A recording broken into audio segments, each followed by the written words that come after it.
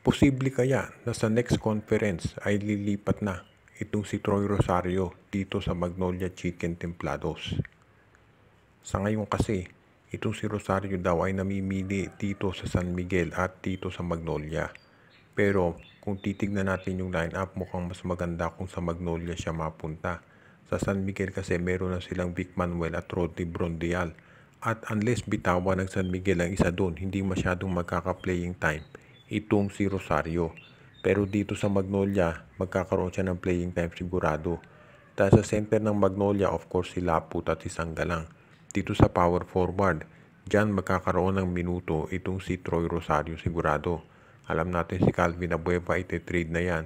At itong si Arvin Tolentino pwede yan na maging small forward. O di kaya naman mag-alternate sa power forward. Itong si Arvin Tolentino at si Troy Rosario. So ibig nitong sabihin magiging biglang super team itong Magnolia kung sakasakali Tolentino at Rosario magsasabay na kukunin itong Magnolia Chicken Templados.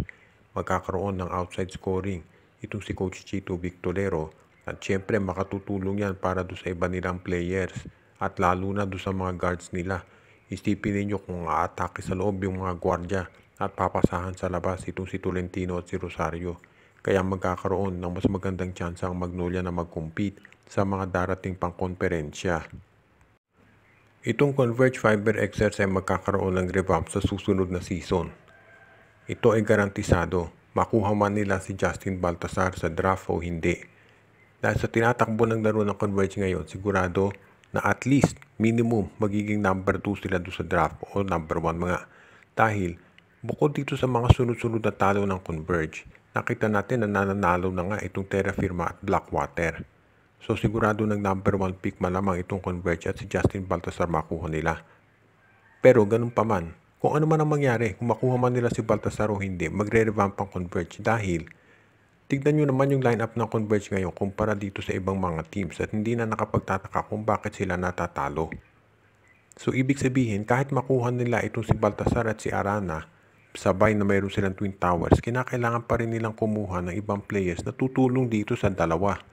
Ang tanong ngayon, meron pa bang trade assets ang Converge para kumuha ng mga top players na pwedeng mag-complement dito kay Arana at kay Baltasar? So far sa ngayon, sa tingin ko ang top options talaga dyan si Alex Stockton at si Shawnee Winston. Pero ang Converge ayaw pang bitawan ng dalawang nabanggit. So bukod dyan sa dalawang yan, sino pa ang pwedeng i-trade ng Converge para makakuha ng mga high quality players para naman hindi masayang yung prime ng career nitong si Arana and of course si Baltasar. So yan ngayon ang magiging desisyon ng Converge Management.